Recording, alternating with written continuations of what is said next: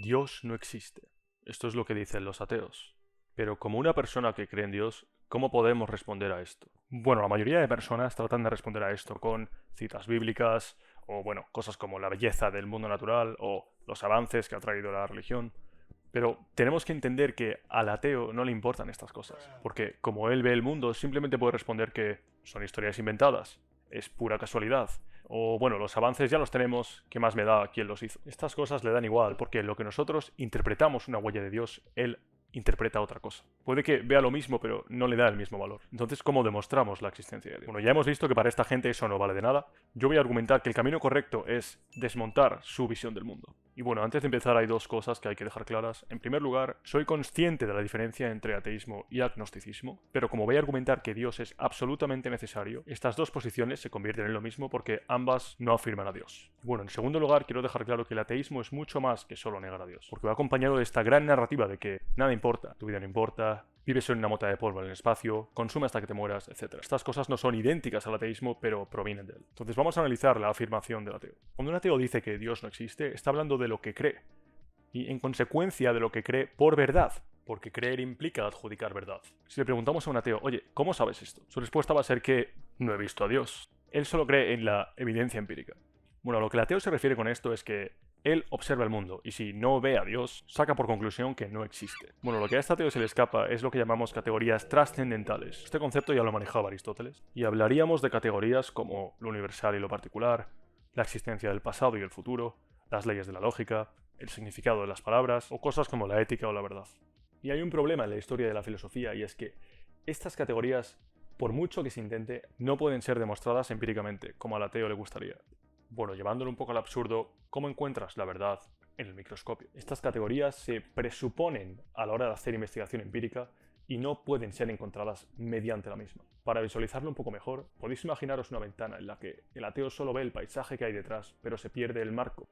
Este marco es lo que podemos denominar como el paradigma.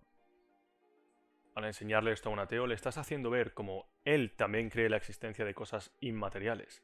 Estas cosas son las categorías trascendentales que él, sin saberlo, asume a la hora de hacer su investigación empírica, o a la hora de sacar conclusiones del mundo. Puede que haya ateos que acepten esto, pero la mayoría de ellos suele recurrir al relativismo. Al hablar de la verdad, un relativista dice que no hay una única verdad, la verdad es un constructo, etc. O sobre las leyes de la lógica, pueden decir que son arbitrarias y nos las hemos inventado, o que son solo un reflejo de lo que pasa en el mundo y por lo tanto no existen como tal. Esta visión afirma que nuestra mente procesa lo que vemos en el mundo y observa estas leyes abstractas que en realidad no existen. Pero el problema de negar la existencia inmaterial de estas categorías es que, si todo lo que hay es materia, eso incluye también a nuestra mente, y por lo tanto todo se termina ecualizando en simplemente ser. No afirmo una verdad, no uso la lógica, no tengo una ética, las cosas simplemente son. El problema es que los principios trascendentales no pueden ser negados como tal, porque llevan al absurdo. Y el problema no es que no puedan acceder a estas categorías, por supuesto que pueden. El problema es la contradicción que surge de decir que no existen, al afirmar que todo es materia o reducible a la materia. Este absurdo se puede ilustrar muy bien si imaginamos a un ateo que llega y nos dice, oye, Dios no existe, nada tiene sentido, todo es relativo, etc. Entonces le preguntamos, oye, cuando dices que nada tiene sentido, ¿eso incluye al universo entero? Sí, nos responde. Bien, ¿y qué hay de tu vida? Tampoco tiene sentido. Entonces le preguntamos, ¿qué hay de las palabras que pronuncias cuando dices que Dios no existe? Y ahí evidentemente no hay respuesta. Solo con esto ya queda refutado el relativismo. El ateo se queda sorprendido y parece que se va a rendir en este punto. Y sin embargo se pregunta, vale, me has forzado a admitir que existe este dominio trascendental del pensamiento, por llamarlo de alguna manera, pero ¿qué tiene que ver esto con Dios? Y aquí es cuando entra en escena el argumento trascendental para la existencia de Dios. Ya hemos visto cómo las alternativas se derrumban por sí mismas, por lo que solo queda preguntarse, oye, ¿qué tienen los teístas que decir sobre esto? Pues bien, si comparamos ambos paradigmas, el ateo ahora admite que presupone todas estas categorías y sin embargo no tiene explicación para las mismas. La persona que cree en Dios presupone exactamente lo mismo, pero tiene una respuesta clara y coherente. Y es que las categorías no solo existen en un vacío, sino que están conectadas entre ellas y se requieren mutuamente. El lenguaje requiere de la ley de identidad. La naturaleza es uniforme a lo largo del tiempo. La verdad presupone que la opción buena y correcta es perseguir la misma, frente a la mentira, etc. Y para ir más allá, Estas categorías requieren de ser eternas e imperecederas, ya que siempre será verdad, por ejemplo, que Julio César murió en el año 44 a.C.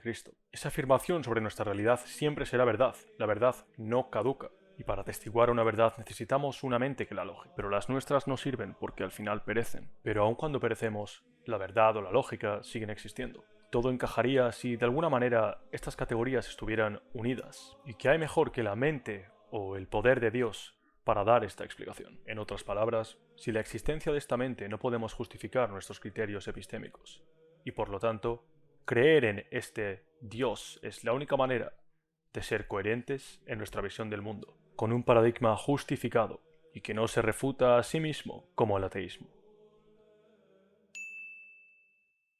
Bueno, esto sería la versión resumida del argumento trascendental. Hay mucho más que decir. Este ha sido el primer vídeo de este canal. Espero haber convencido, aunque sea a un ateo. Y en el siguiente vídeo intentaré encargarme de cómo pasamos de esta existencia inevitable de un Dios genérico al Dios trinitario cristiano, que es el que yo defiendo.